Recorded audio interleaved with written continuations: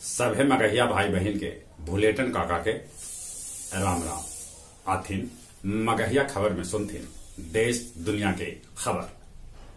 आज महाशिवरात्रि है, शिव मंदिर में लगल है भक्तन के भीड़। आज शिव जी के बाराती भी निकलत, रात में होए शिव और पार्वती के बियाह। नौसेना में शामिल कैल गेल INS करंज। उत्तराखंड में तीरथ सिंह रावत लेलन मुख्यमंत्री पद के शपथ। 1-2 दिन में हुए मंत्रिमंडल के विस्तार। हरियाणा में खट्टर सरकार के खिलाफ अविश्वास प्रस्ताव गिर गए। 55 सदस्य प्रस्ताव के खिलाफ तब 32 सदस्य प्रस्ताव के पक्ष में करलन वोटिंग। चुनाव प्रचार के दौरान बंगाल के मुख्यमंत्री ममता बनर्जी हो गलन चोटिल। उनकर पार्टी के लोग लगौलन साजिश के आरोप। ममता दीदी नंदीग्राम से भरलन अपन पर्चा। कुंभ मेला में आज होए पहला शाही स्नान। केरल कांग्रेस के वरिष्ठ नेता PC चाको दिलन पार्टी से इस्तीफा। बिहार पंचायत चुनाव में हो सका है 1 महीना के देरी, कहे से कि मॉडल 3 EVM के उपलब्धता में हो रहा है परेशानी। किसान संगठन 26 मार्च के भारत बंद के ऐलान कैल का है। केंद्रीय कर्मी सभे के भेटा सका है जुलाई महीना से पूरा DA। बिहार में मैट्रिक परीक्षा के कॉपी कल से जांचल जाए। आज मूल्यांकन केंद्र पर योगदान कर रहलन है शिक्षक और शिक्षिका। बेऊर जेल पटना और नवादा जेल के अधीक्षक के सस्पेंड कर देवल गेल, कहे से कि दोनों जेल से मोबाइल चार्जर के साथे आपत्तिजनक सामान बरामद कैल गेल है। हैरी मेगन के बयान से ब्रिटेन और EU देश में बढ़ल खटास। भारत और अमेरिका के बीच बढ़ित नजदीकी से चीन हो रहा है हैरान परेशान।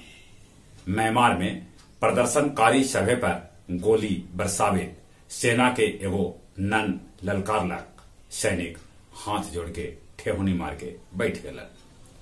फ्रांस स्पेस में शुरू कर मिलिट्री एक्सरसाइज। अमेरिका कहलक है कि दलाई लामा के वारिस चुने में दखल न देवे चीन। CISF के नौजवान अपन 52वां स्थापना दिवस मनौलन। गया हवाई अड्डा पर एयरपोर्ट के डायरेक्टर लेलन सलामी। बोध गया के साथे गया जी के ढेरे जगह पर स्मार्ट मीटर लगावे के काम शुरू कर देवल गेल है। 12 चट्टी के दरबार गांव में निःशुल्क सिलाई सेंटर के उद्घाटन एजुकेशनल चैरिटेबल ट्रस्ट के निदेशिका डॉक्टर जेने पेरे उर्फ मम्मी जी कैलन। विष्णुपद के प्रबंधन लेल अंतरिम कमेटी बनावे पर सुप्रीम कोर्ट रोक लगा देवल। ये आदेश से गयपाल पंडा में खुशी है। अब कुछ खेल के समाचार।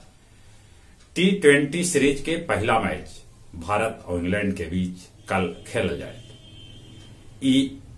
भारत 2 बछर से 1 गो सीरीज न हारलक है।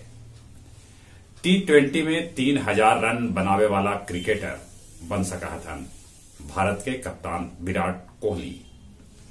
ICC के CEO मन्नू साहनी के छुट्टी पर भेज देवल गेल है। ऐसा उम्मीद जतावल जा रहा है कि वो दे सका था अपन इस्तीफा। टोक्यो ओलंपिक 2021 में विदेशी दर्शक के इजाजत न भेटाए। जहां तक मौसम के सवाल है, दिन में गर्मी तो है, बाकी आसमान में बदरी है, रात के ठंड है।